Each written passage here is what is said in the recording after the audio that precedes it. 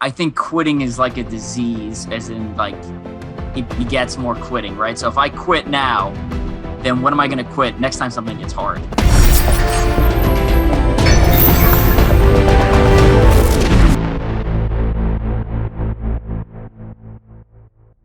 So along the lines of this kind of being a masochistic way to spend your time and your days, knowing that you're potentially either running towards something, away from something, or a little bit of both, take me to a moment, whether it's 24 hours into a race or you're, 1,000 burpees deep into a challenge, whatever it might be, where you're thinking, why in the world am I doing this? And how am I going to do one more rep? And what is the voice that you hear that keeps you going through it? So in 2017, I decided I'm going to try to run and do well at every 24-hour obstacle course race in the world. There was about 6. Plans got distracted a little bit. I ended up doing 5. I didn't know about one of them. And so one of them conflicted with a televised event, a CBS televised event called Toughest Mudder 8 Hour.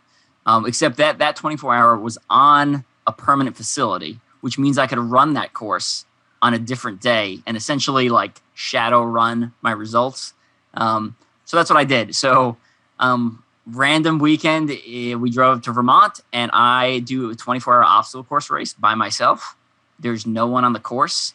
I am chasing a podium finishes, which technically doesn't even like really count because it's a shadow run on this event. And there is like, no one cares if I do all these 24-hour OCRs in the world. Like no one, there's no like, I don't have this like huge fan following.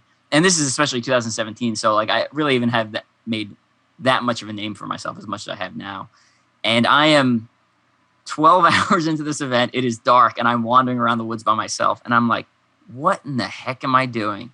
I was like, no one cares about this but me. Like, this is the dumbest thing I've ever done in my life. Like, why have I chosen this as my hobby? And, I had recorded a podcast with a friend the weekend before, and he was asking me about endurance racing. And I said, at the end of the day, 24 hours is just not that long in the span of a human life, right? Like, it's a blink. You ask someone what they did last week and you name the day of the week, they'll be like, I don't know, went to work. They can't even tell you what they had for lunch or where they went to dinner, right? It's just a blink. And I was like, you know what? We're just gonna power through it, right? Like, it'll be over. Like, you can't stop the clock. It will end. So I'm just gonna keep putting one foot in front of the other, and we'll see what happens and we'll see where I come out. So that's what I did, and I hit that moment I think once or twice during that event.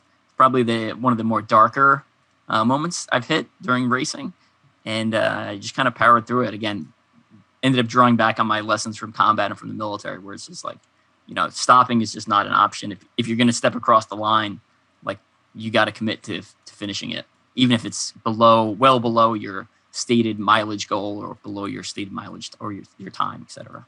So let me ask you this then. If we're going back to that moment where you're 12 hours in, you're in the middle of the woods and you're saying to yourself, why in the world did I choose this? This is so dumb, right? I could be doing anything else right now. Yeah. And you had great perspective, but is there fear of the consequence of stopping? So if you had quit, I think that fear of the consequence that you've created in your mind is one of the things that keeps you going. What's the consequence of you quitting at the 12-hour mark?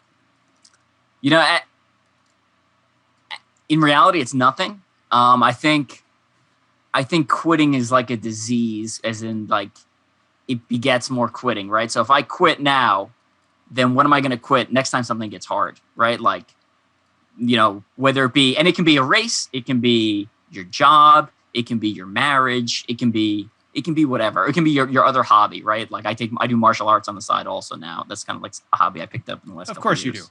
Of course you do.